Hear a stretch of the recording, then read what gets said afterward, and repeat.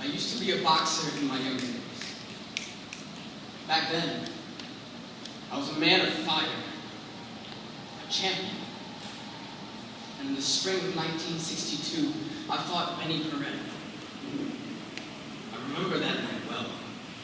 My fists were pregnant with the offspring of kerosene and match strikes. I had been told not to let my anger fuel me. That although this was blood sport, I was not a weapon. So I swaddled my hands tight in white tape, hoping to choke out those sparks from under my palms, but my ears still blistered with the slander he branded me with. He called me Kamadi Colin, Big Mary, faggot.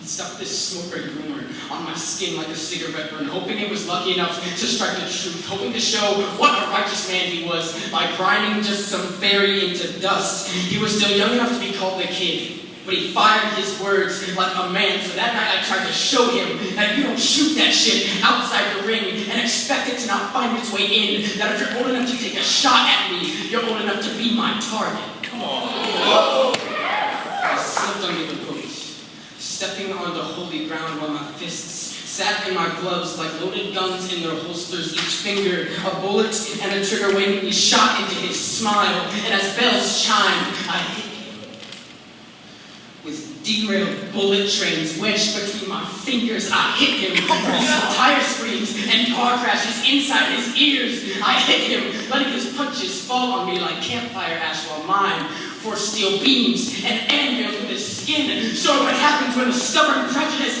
is an unstoppable force. I hit him for that word faggot.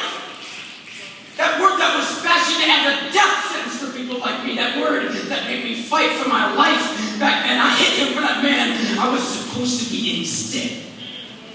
That uncrucified Jesus, that unshorn Samson, that myth among man, that man I was too gay to ever be. So I hit him and hit him again, and again, and again, and again, until I clutched 2 fists full of flatlines. And I held them like they were the reins of the apocalypse. Let's go! I remember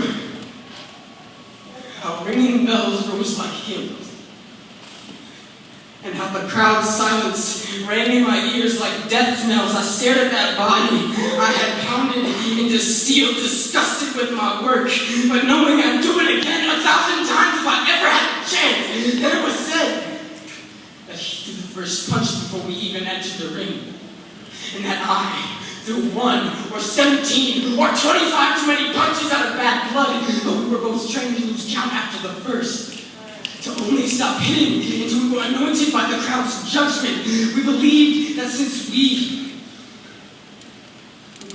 the only way we avoid hell was to send someone else in our place. And they taught us that since we were disasters on purpose, that took the tragedy out of it.